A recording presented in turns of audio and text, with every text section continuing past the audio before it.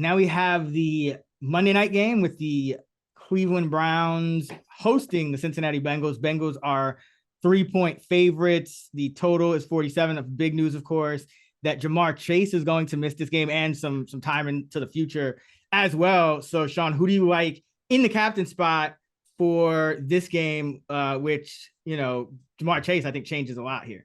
Oh yeah. So I'm going with T. Higgins in the captain slot here. Jamar Chase out. Higgins going to step up big. He's now up to wide receiver 5 after updating my projections after the Chase news. And Joe Burrow's been on fire. I think he's going to continue to stay hot here. The Browns ranked 28th in DVOA against the pass.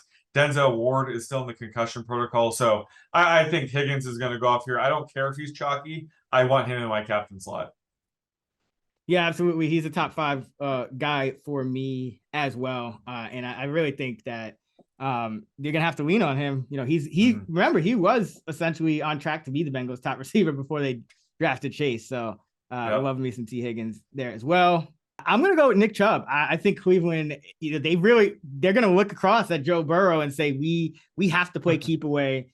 We can't mess around here. There's been a lot of chatter about is Chubb getting enough usage, and they have kind of kicked up his carry share over the past couple of weeks. He's usually getting about 60 to 65% of the backfield carries, but the last 2 weeks he's been up over 70%. Kareem Hunt has been around 25%. So, and I also heard rumblings that the Browns are looking to trade some people, including Hunt, which they weren't before, because they're unhappy with the performance of some of their top players. And so, I think Hunt might be trending down a little bit. I think he might be on the block here. So I think Chubb's usage is only going to increase. And remember, the Bengals are still without defensive tackle DJ Reader. Zach Taylor said it looked like he's not going to play in this game. And in weeks 1 through 3, with Reader healthy, Cincinnati was 5th in success rate allowed on opposing rush attempts. And once Reader went out from week 4 on, they dropped to 23rd. So this is a game where the season-long metrics might not necessarily tell the whole story, but I think Chubb can have a lot of success. And, Jacoby Brissett's throwing picks now. This just screams divisional matchup for their season at 2-5. This just screams lean on a angry Chubb here. At home, crowd's going to be going crazy. So love me some Nick Chubb in a captain spot. I think this could be one of those games where they get him up over 20 carries.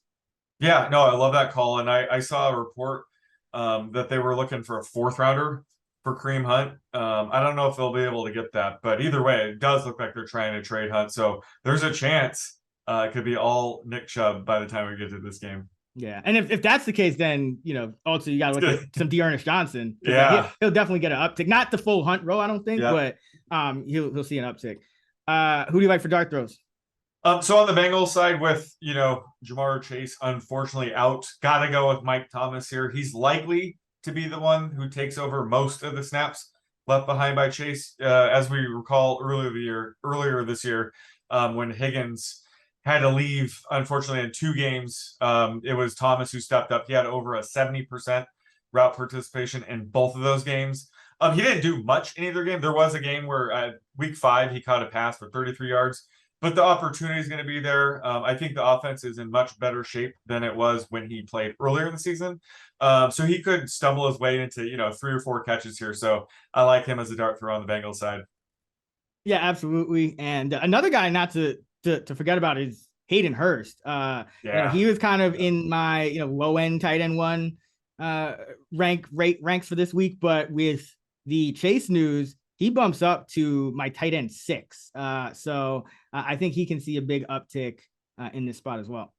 Yeah, I'm right there with you. He is now my tight end 6 after updating after the Chase news.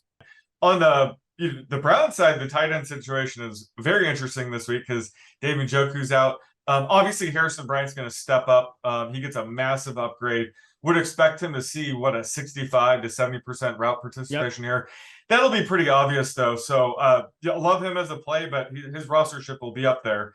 So I think Pharaoh Brown, if he's able to clear the concussion protocol in time, will be a true dart throw here. He'll likely slide into Bryant's usual role and possibly see 30 to 40% route participation. Brown has had some flashes in the past. He's decent enough to play on the slate. However, if he's out, it'll likely be Miller Forstall. Yeah. He's never made a dent. So if it's him, I'm passing completely. But if Brown is able to play, I think he'd be my dart throw, with Harrison Bryant being the obvious one from the tight end position.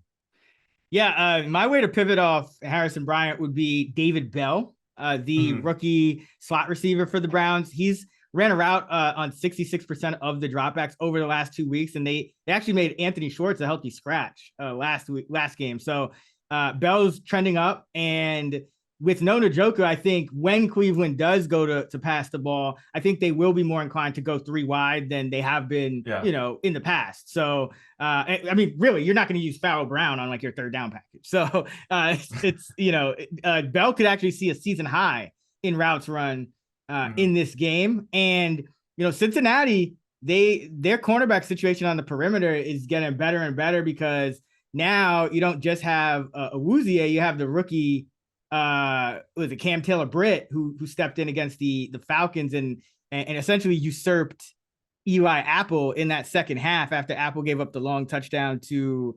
Damari Bird. So Taylor-Britt has been, I think he has a lot of talent, and I think you have to look to the inside here, where Mike Hilton has allowed the most receptions of all Bengal cornerbacks. He's allowed 20 catches on the year, according to Pro Football Focus. And that makes sense because he's a slot guy. They're not as deep, but that's the way Cleveland may end up moving the ball when they do throw it, just kind of. So I think Bell could, he only had like 1 or 2 catches most games, but I think, there's a chance he could get, 3, 4, 5 catches, just moving the chains on some third downs and things like that. So I'll go with David Bell on Cleveland.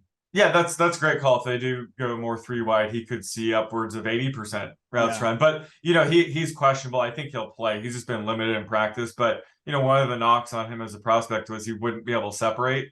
And so far, that does look to be the case. He's only been targeted on 7.4% of his routes, which isn't great. But I mean, we're talking about a dart throw here. But I kind of wish that a guy like Anthony Schwartz were active, because he'd be more the deep ball threat on a site like this. But yeah, if he's inactive again, I do like the Bell call. Yeah, and Cincinnati plays a lot of man coverage. They're top 10 in man coverage rate.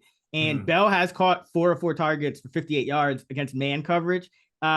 Hooper, DPJ, and Schwartz combined have only a 52% catch rate against man. So like, Bell one-on-one with a corner, it's not going to be pretty, but I'm just saying, this is one of those games.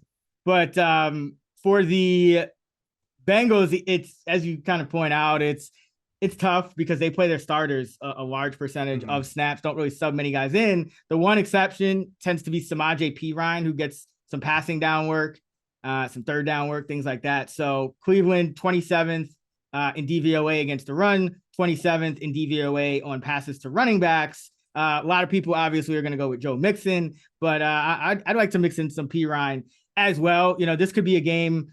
I know your luck rankings, Cleveland has been the third unluckiest team. Yep. And Cincinnati's kind of middle of the pack. So, this could be kind of, especially Cleveland is desperate here at home. This could be a game where maybe the Bengals do find themselves behind, and you see a little more work for Perine, who's been mixing in a little more anyway these last couple of weeks. Mixing in, pun intended. Yeah, right. No pun intended, but yeah. So, Samaje Perine in this spot, it's never sexy, but could be one of the better spots for him. And, anytime you have a slate like this, and a lot of people are going to be on, the top running back, if he gets banged up or something like that, you're in business when you have the backup. So give me some Samaje Perine. That's true, but I still haven't forgiven him for ruining our T. Higgins 50-1 Super Bowl MVP bet. So I couldn't go with him here, but I do like your thought process about it. Gotta have a short memory, man. That is true.